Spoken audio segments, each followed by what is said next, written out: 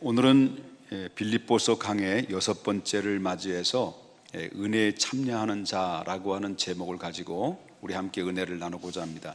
여러분, 일반적인 측면에서 은혜라는 말이 어떤 말일까요? 일반적인 측면에서 은혜라고 하는 말은 받을 자격이 없는데 어떤 사람이 와서 주어진 선물, 좋은 선물이라는 것입니다. 그렇기 때문에 이 은혜는 자격 없는 자에게 누군가가 와서 선물을 줬는데, 그러면 기독교의 신앙적 의미에서 은혜라는 것이 어떤 의미일까요? 바로 오늘 본문에 함께 읽었던 7절에 보게 되면 은혜에 참여하는 자라 이렇게 얘기가 나와요. 어떤 자요? 은혜에 참여한 자라는 말이 나옵니다. 은혜에 참여하는 자의 말씀 속에서 그 은혜의 참된 의미를 우리가 발견할 수가 있습니다. 그러면 이 참된 의미가 보통 세 가지 의미를 볼 수가 있는데요, 신앙의, 기독교 신앙에 관련된 은혜 중에 첫 번째 의미는 구원에 관련된 의미라고 하는 거예요. 자, 사람은 누구나 다 죄인입니다. 이 말에 거절할 수 있는 사람은 없을 거라고 생각합니다. 큰 죄를 졌든 작은 죄를 졌든 아는 죄를 졌든 모르고 있는 죄를 졌든, 그래 눈에 보이는 죄든 눈에 보이지 않는 죄든 간에 이와 같은 모든 죄는 이 땅에 살아가는 모든 사람들에게 다 관련되어 있다는 겁니다. 관련되어 있어요. 누구든지 예외가 없다라고 하는 것입니다. 그래서 이 세상에 죄 없는 사람이 없다는 얘기예요. 다 죄 아래 있다라고 얘기합니다. 그래서 이 죄에는 반드시 뭐가 있냐면 값이 있어요. 죄에는 값이 있는데 그 값이 뭐라고 말하냐면 사망이라는 겁니다. 사람이 왜 죽습니까? 죽는 이유는 뭘까요? 안 죽었으면 좋겠는데 우리가 어쩔 수 없이 사람은 죽음에 맞이하게 되게 될 수밖에 없어요. 근데 그 성경에 말하기를 죽는 이유는 죄 때문에 죽는 거라고 그러는 거예요.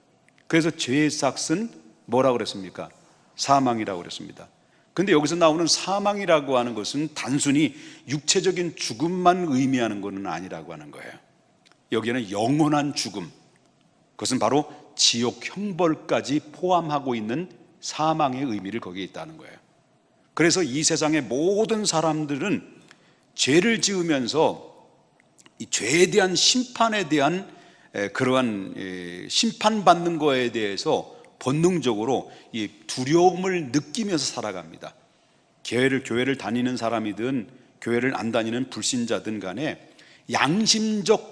양심으로 인하여 자기가 죄를 진 거에 대해서 가책을 받으며 살아간다는 거예요. 그만큼 인간은 죄의 테두리 안에서 벗어날 수가 없다는 것을 우리가 보게 된다는 거예요. 그래서 사람들은 이 죄의 심판의 문제를 해결하기 위해서 여러 가지 방법을 간구했지만 그 여러 가지 방법을 통해서 생각해낸 것이 바로 뭐냐고 말한다면 그것이 바로 종교라고 하는 거예요. 이 세상에 종교 많죠? 많아요. 이 세상에 종교가 엄청나게 많아요. 근데 이 세상에 엄청나게 종교가 많은데 이 수 없는 종교들이 다 누가 만들었을까요? 사람들이 자기의 필요에 따라서 종교를 만드는 거예요. 누구의 필요에 따라서? 자기의 필요에 따라서 종교를 만들어 놓은 거예요. 그래서 이 세상의 모든 종교는 바로 거기에 나름대로의 교리가 있어요. 그래서 어떤 사람은 선행을 지키면 구원을 얻을 수 있다. 어떤 사람은 수도를 닦으면, 다시 말하는 그 마음의 수양을 얻기 위해서 고행의 길을 걸어가게 되면 여기에서 죄악에서 벗어날 수 있고 좋은 대로 극락왕생을 누릴 수 있다라고 이렇게 나름대로의 교리를 가지고 주장을 합니다. 그런데 선행이든 고행이든 마음의 수양이든 얼마든지 그들은 구원을 받을 수 있다고 하지만 그렇지만요, 우리가 꼭 한 가지 알아야 될 것은 인간이 지은 이 죄 때문에 내려진 하나님의 심판은, 인간이 지은 죄 때문에 내려진 하나님의 심판은 어느 누구도 스스로 이 문제를 해결할 수 있는 방법이 없다는 거예요. 그래서 성경은 이렇게 이야기합니다. 사도행전 4장 12절에 뭐라고 얘기해요? 뭐라고 얘기할까요? 다른 이로서는 구원받을 수 없나니 천하 사람 중에 구원을 받을 만한 다른 이름을 우리에게 주신 일이 없다. 스스로 이 죄 문제와 죽음의 문제와 이 심판의 문제를 스스로 해결할 수 있는 사람은 이 세상에, 이 지구촌에 아무도 없다라는 거예요. 아니, 그렇다면 이 문제를 풀어줄 수 있는 방법은 누가 갖고 있느냐? 이 근본적인 문제를 풀어줄 수 있는 방법을 가지고 있는 분이 누구냐라고 할 때 성경은 말하기를 오직 한 분, 인간을 만드시고 그리고 이 세상을 만드시며 이 세상에 주관하시고 인간의 생사화복을 모두 통치하시고 다스리시고 주관하시는 살아계신 전지전능하신 유일하신 하나님 한 분, 그분만이 인간의 죄의 문제와 인간의 구원의 문제를 풀어줄 수 있는 유일한 키워드라는 거예요. 믿습니까, 여러분요? 그렇다면 하나님의 방법이 뭐냐? 우리의 죄의 문제를 풀어줄 수 있는 하나님의 방법은 어떤 방법을 가지고 계셨느냐라고 할 때 사람이 지은 죄에 대한 심판은 절대로 변할 수 없어요. 한번 내려졌던 그 하나님의 죄에 대한 심판에 대한 선언은 절대로 변할 수가 없는데, 그 변할 수 없는 이유는 바로 뭐냐면 하나님은 어떤 분입니까? 공의의 하나님이십니다. 절대 죄를 용납할 수 있는 분이 아니다라고 하는 거예요. 그런데 하나님은 공의의 하나님이시지만 하나님의 고민이 어떤 고민이에요? 고민이 빠진 것이 바로 뭐냐면, 그런데 이 지은 죄를 가지고 있는 인간들을 무조건 심판하자니 너무 불쌍한 거예요.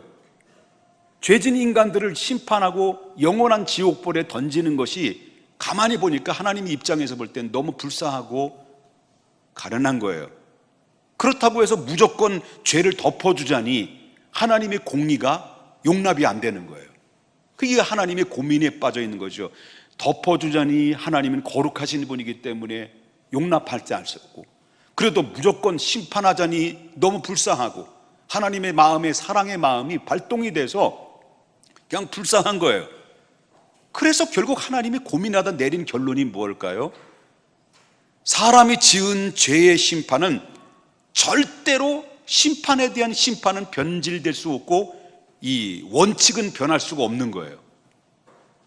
그런데 사람이 지은 죄의 심판을 결국은 어떻게 결론을 내리셨냐면, 사람들이 지은 심판을 사람들에게 돌리지 아니하시고 그 대신 하나밖에 없는 독생자, 그냥 당신이 사람의 몸을 입고 이 땅에 내려오신 거예요.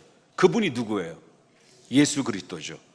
그 예수 그리스도께서 인간이 받아야 될 죄의 심판을, 그 죄값을 그 십자가의 죽으심으로 대신 치르시고, 그리고 나서 누구든지 이 사실을 믿고 회개하고 주님을 영접하면 누구도 예외 없이 구원받을 만한 길을 전부 다 열어놓으신 것이 하나님의 그 큰 사랑이요 하나님의 은혜라고 하는 거예요. 그래서 여러분, 요한복음 3장 16절에 뭐라고 말합니까? 하나님이 세상을 이처럼 사랑하사 독생자를 주셨으니 누구든지 옛날 성경 누구든지 말이 나옵니다. 그를 믿는 자마다 멸망치 않고 영생을 얻게 하려 합니다. 하나님이 그 아들을 세상에 보내신 것은 세상을 심판하러 오신 것이 아니라 뭐라고 그랬습니까? 그로 말미암아 세상을 구원받게 하려 하십니다. 할렐루야. 여러분, 그러므로 말미암아 우리가 엄청난 길이 열려졌어요. 그 예수 그리스도의 한 분의 순종함으로 말미암아 구원을 활짝 열어놓으시고, 누구든지 예수 믿으면 멸망치 않고 영원한 영생을 얻을 수 있는 구원의 길을 우리가 인도함을 받았다라고 하는 거예요. 그러므로 여러분, 로마서 8장 1절부터 2절에 말하기를, 그러므로 이제 그리스도 예수 안에 있는 자들에게는 결코 정죄함이 없나니 이는 그리스도 예수 안에 생명의 성령의 법이 너의 죄와 사망의 법에서 해방하셨느니라. 그러므로 말미암아 아까도 소개해드렸습니다마는 사도행전 4장 12절에 다른 이로서는 구원을 받을 수 없나니 천하 인간의 중에서 구원을 받을 만한 다른 이름을 우리에게 주신 일이 없다라고 하지만은, 그러나 이제 그리스도의 순종과 희생의 죗값을 십자가의 죽음으로 치러주시고 그걸 속량해 주심으로 말미암아 이제는 저와 여러분이 누구든지 주의 이름을 부르기만 하면 구원을 얻을 수 있는 은혜를 우리가 공급받은 사람들입니다. 그래서 저와 여러분이 요한복음 1장 12절에 영접하는 자 곧 그 이름을 믿는 자들에게는 누구의 권세를 얻게 된 거예요?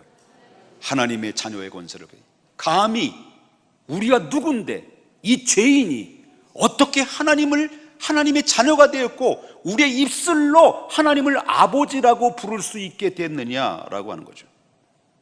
그것은 바로 우리의 선행이나 그리고 우리의 고행이나 우리의 수행이나 우리 마음을 깨끗해서 우리가 구원받는 것이 아니라 받을 자격이 전혀 없는 나에게 그냥 하나님이 능력과 상관없이, 지혜와 상관없이, 지식과 상관없이 하나님이 나를 사랑하셔서 천국 백성으로 선물로 우리에게 주신 거예요. 그래서 여러분 에베소서 2장 8절에 뭐라고 얘기합니까? 너희가 그 은혜로 인하여 믿음으로 구원을 얻었나니 이는 너에게서 난 것이 아니라 누구의 선물이라는 거예요. 내 행위, 내 노력, 내 선행, 내 마음의 수강, 고행, 이것을 통해서 되는 것이 아니라 하나님의 값없이 주시는 은혜로 인하여 우리에게 구원을 선물로 공급받은 것입니다. 그러므로 이것을 가지고 뭐라고 말합니까? 은혜다, 이렇게 말해요. 은혜. 우리가 그 은혜를 잊고 살아가는 사람이에요. 믿으시면 크게 아멘 하십시다. 그래서 바울이 받은 그 구원의 은혜를, 감히 값없이 주시는 그 은혜를, 내가 받은 그 은혜가 빌립보 교인들에게 편지를 쓰면서 내가 받은 그 엄청난 구원의 은혜를 너희들이 동일한 은혜를 받았음으로 말미암아 너희가 나와 함께 은혜에 참여한 자가 되었다, 그런 얘기예요. 이해되시면 아멘 하십시다. 그럼 두 번째, 기독교의 신앙에서 은혜라고 하는 의미는 사명에 관련되어 있다는 거예요. 뭐에 관련되어 있다고요?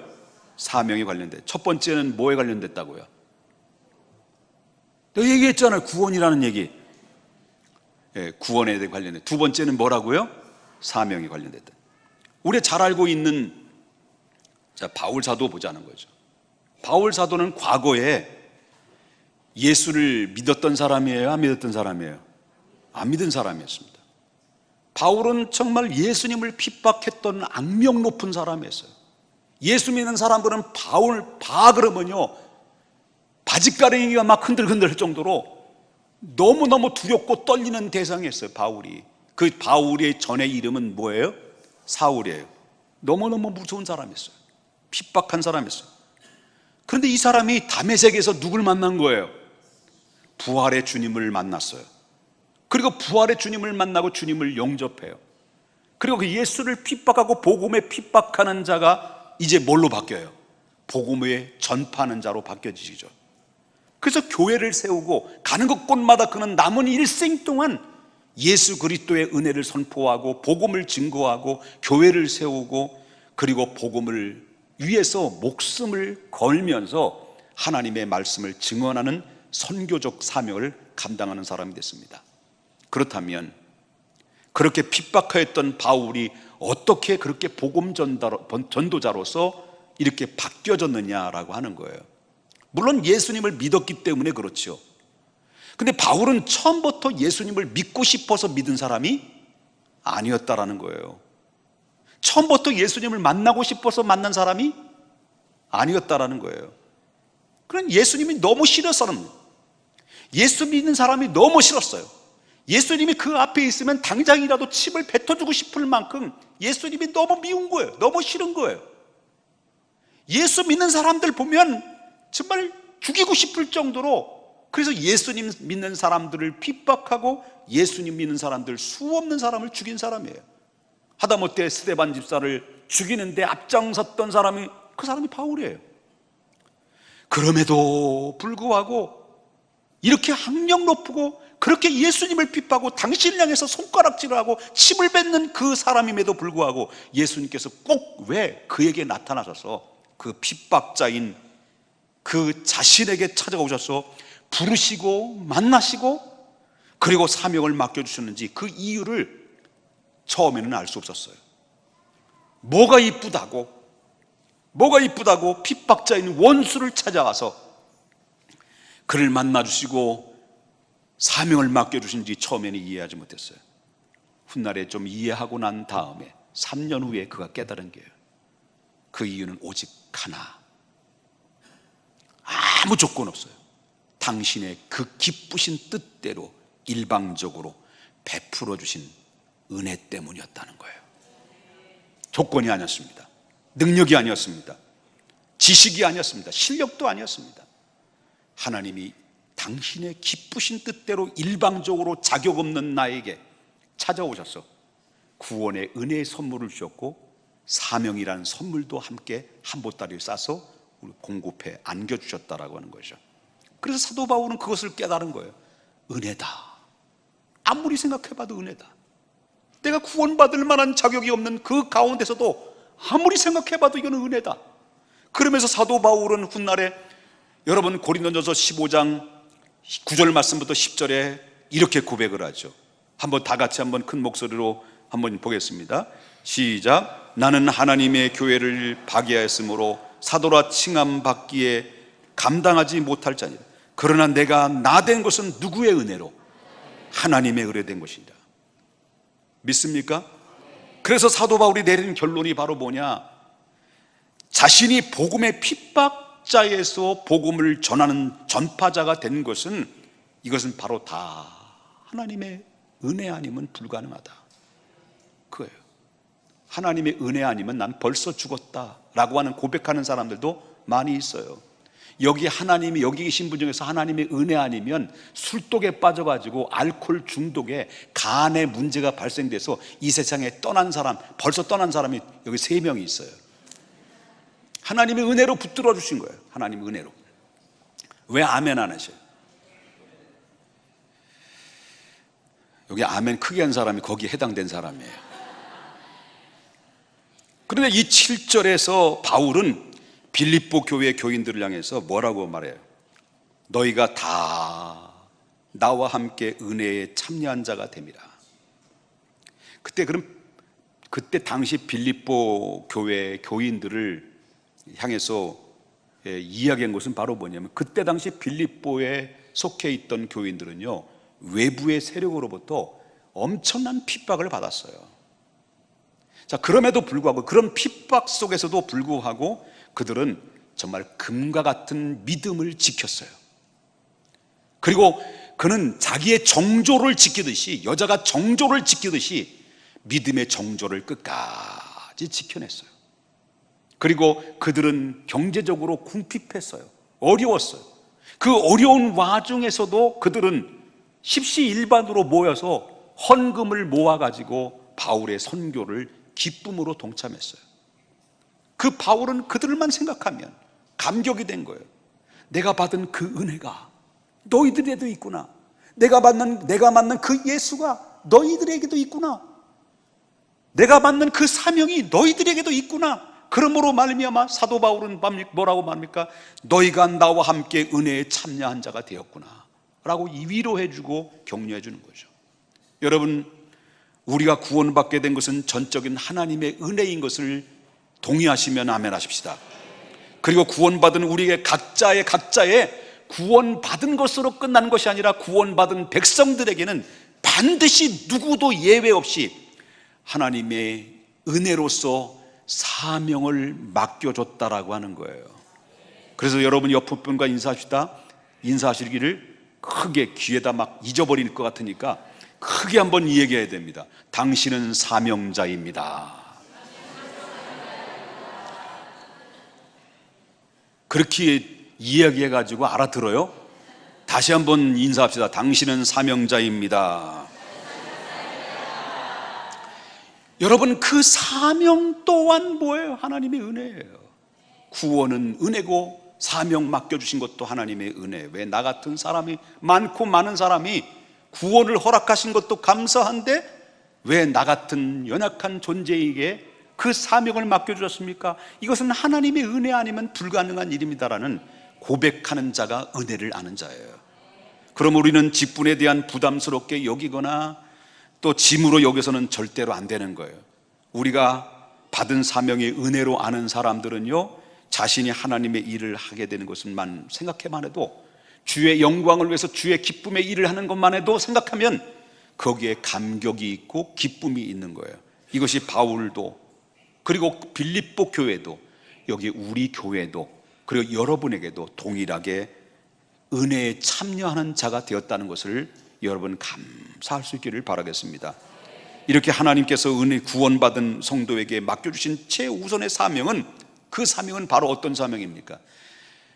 여러분의 개개인마다 맡겨준 사명 중에 사명은 바로 내가 만난 그 예수님을 전하는 거예요. 알지 못하는 구원의 기쁨의 소식을 전해주는 거예요. 그 사명을, 그 예수를 전해주는 그 사명은 성경에 말하기를 천사도 흠모할 만한 사명이라고 하는 거예요. 이렇게 은혜에 참여한 자라는 말씀은 예수님을 전하는 사명을 함께 감당하는 자로서 우리에 맡겨졌다는 의미 속에 두 번째가 포함되어 있다는 거예요. 그 다음에 세 번째는 기독교의 신앙과 관련된 은혜란 무엇일까? 그거는 고난으로 인해서 얻게 될 하나님의 나라의 영광과 상급과 관련되어 있다는 거예요. 지금 우리가 고난을 당해요. 주님 때문에 고난당하고, 주님 때문에 핍박당하고, 믿음 지키는 것 때문에 술집에 가지 말아야 되고, 회식에 참여해도 다른 사람 다 폭탄주 마시는데 콜라나 쫄짝쫄짝 마셔야 되고, 사이다나 홀짝홀짝 마셔야 되고, 이렇게 핍박과 모진 비난 속에서도 여러분 믿음을 감당해내는 것, 그것 여러분 사람들이 비난할 수도 있어요. 그리고 예수 믿는 것 때문에 불이익을 당할 수도 있어요. 그럼에도 불구하고 거기에 동참하지 않고, 거기에 타협하지 않고, 여러분 나는 예수 믿는 사람입니다, 내가 만난 예수님이 있기 때문에 나는 행복합니다, 그래서 나는 예수 믿기 때문에 난 술을 하지 않습니다, 예수 믿기 때문에 당신과 타협하지 않습니다라고 일거의 거절과 타협하지 않는 그 믿음, 금과 같은 믿음을 지키는 것 때문에 우리는 고난도 당할 수 있고요, 핍박도 당할 수 있어요. 그런데요, 믿음 지키는 것 때문에 고난당하는 것, 믿음 지키는 것 때문에 핍박당하는 것, 조롱당하는 것, 이것은 고스란히 하나님이 그것을 보시고 기억하시고 결국은 하나님 나라에 그것이 뭐로 되는 거예요? 면류관이 되고 상급이 된다는 거예요. 그래서 사도 바울은 이렇게 얘기해요. 여러분, 사도 바울은 이 은혜를 알았어요. 여러분, 그러기 때문에 빌립보 감옥에 들어갔어요. 귀신 들린 한 여자를 예수의 이름으로 치료해 줬는데 고마워야지. 근데 치료해 줬다는 명목에 의해서 그 바울 사도와 실라는 결국 감옥에 억울하게 들어갔어요. 매를 맞았어요. 쇠고랑이 찼어요. 지하의 깜방에서 지금 칙칙한 가운데서 고난을 당하고 있어요. 굶주리고 떨고 있어요. 그런 가운데, 그런 환경 속에서도 불구하고, 그 고난 속에서도 불구하고 그는 뭐 합니까? 하나님께 기도하고 찬양한 거예요. 그는 고생을 고생이라고 생각하지 않았어요. 바울은 고난이 은혜라고 그랬어요. 아니 뭐 고난은 고난이지 고난이 왜 은혜냐 하는 거예요. 그런데 그 이유는 바울은 지금 자신이 당하고 있는 이 고난은 장차 하나님께 갔을 때 거기에 하나님 앞에 우리 모두가 서게 되는데, 너 이 땅에서 내게 맡겨준 사명, 너의 구원 허락해줬고 이 사명 잘 감당하러 맡겨줬는데 그 사명을 잘 감당했느냐? 여러분, 구원받은 거에 대해서는 하나님 묻지 않아요. 한번 구원하시면 끝까지 여러분 천국까지 이끌어 가시기 때문에. 아멘입니까? 그런데 우린 천국 가서 하나님 앞에 서게 돼 있어요. 그 서게 돼서 하나님께서 반드시 우리를 향해서 계산하십니다. 그 계산하는 것은 바로 뭐냐면, 여러분 구원받는 자에게 맡겨주신 그 사명을 이 땅에서 어떻게 감당했느냐라는 그 사명 감당에 대해서는 책임은 하나님 반드시 묻는다는 거예요. 그래서 그 사명을 감당하기 위해서 그 기쁨으로 하나님이 주신 은혜인 줄 알고 그 믿음 지키기 위해서 눈물도 있어야 되고 믿음 지키기 위해서 고난도 있어야 되고, 그런 고난들을 하나님 나라에 가서는 다 계산해서 거기에 하나님이 묻는다는 거예요. 그래서 사도 바울은 이렇게 중요한 이야기를 합니다. 오늘날 현대에 살아가는 사람들에게, 핍박과 어려움 속에 믿음을 지키는 사람들에게 주님은 이렇게 말합니다. 사도 바울을 통해서 로마서 8장 18절에 다 같이 한번 읽어보겠습니다. 시작. 생각하건대 현재의 고난은 장차 우리에게 나타날 영광과 비교할 수 없느니라. 할렐루야. 빌립보 교인들은 이런 핍박을 당하겠어요. 이런 상황 속에서도 흔들림이 없었어요. 오늘날 이 시대도 여러분 간접적으로 직접적으로 핍박 속에서 우리가 살고 있지만 그런 가운데서도 여러분 흔들리지 말아야 돼요. 뭘 지켜야 됩니까? 믿음의 정조를 끝까지 지켜야 돼요. 여러분 어떤 형편에 경제적인 형편이 있고 여러 가지 상황이 환경적으로 어려움이 있다 할지라도 절대 여러분 물러서지 말아야 돼요. 왜? 하나님은 나를 보고 계시기 때문에. 그가 겪고 있는 고난과 그리고 사명을 감당하려고 애쓰고 땀 흘리고 눈물 흘리는 것은 주님이 다 보고 계시고 있다는 거예요. 그래서 빌립보 교인들은 너는 나와 함께 은혜에 참여하는 자다 했어요. 그 나와 함께 은혜에 참여하는 자는 저도 여러분들도 함께 참여하는 자일 것입니다. 이렇게 은혜에 참여하는 자라는 말씀에는 세 가지에 대해서 얘기를 했어요. 고난 속에서도 신앙을 지키고 바로 예수님을 위해서 헌신하는 사람이 하나님의 영광도 누리게 된다는 것을 우리 알아야 됩니다. 신앙 때문에 겪고 있는 고난이 있습니까?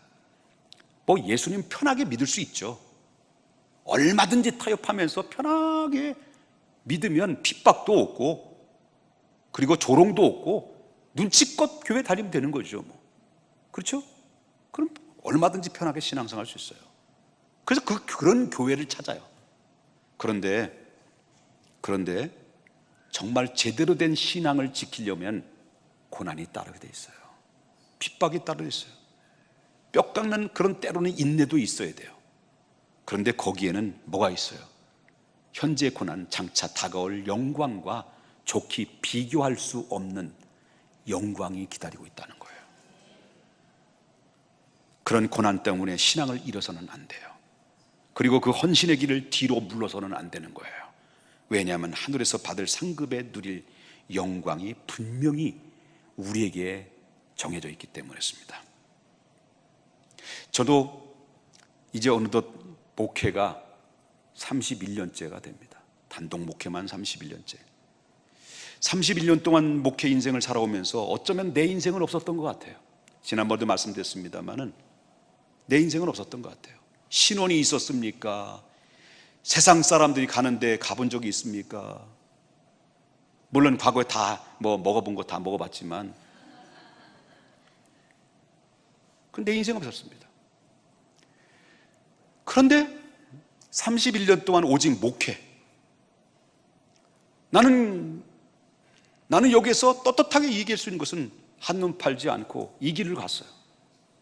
주님이 원하시는 길이기에 나는 기쁨으로 왔습니다. 그런데 그렇게 많은 고난도 있었어요. 지하에서 사택은 7년 동안 살았어요. 개척교회 지하에서 살았어요. 지하에서 개척교회 시작했어요. 장마는 물 퍼내야 돼요. 같이 장마해서 수재민이 돼가지고 물 퍼내야 되고요. 이렇게 고난과 어려움과 그리고 교통비가 300원이 없어서 못 내려올 정도로 경제적인 어려움도 있었어요. 그런데요, 그때 당시에 그 고난을 고난으로 생각하지 않았어요. 기쁨으로 생각했어요. 그게 은혜로 생각했어요. 고난으로 생각했다면 감당 못하죠. 난 내 목회 인생에 내 인생은 없다 할지라도 난 주님의 인생으로 살아온 인생은 나는 결단코 후회하지 않습니다. 후회하지 않습니다. 지금도 나는 행복합니다. 그래서 나온 노래가 나는 행복합니다. 헤이, 그런 노래. 말씀을 마치겠습니다. 오늘 여러분, 만약에 우리 바울 사도 선생님께서 빌립보 교회를 향해서 너희는 나와 은혜에 함께 참여하는 자라고 말한 것처럼, 우리 빌립보 교회들에 말씀하셨던 것처럼 똑같이 바울 사도가 이 강단에 서서 사랑하는 여러분에게 말씀을 전해준다고 한다면 어떤 말씀을 사도 바울이 전해줄 수 있을까? 바울 사도 선생님은 이렇게 얘기할 겁니다. 사랑하는 중앙교회 여러분, 당신들은 내가 받은 은혜의, 구원의 은혜에 함께 동참한 자들입니까? 이런 질문을 하게 될 겁니다. 그 질문 앞에 여러분들 어떻게 대답할 수 있겠습니까?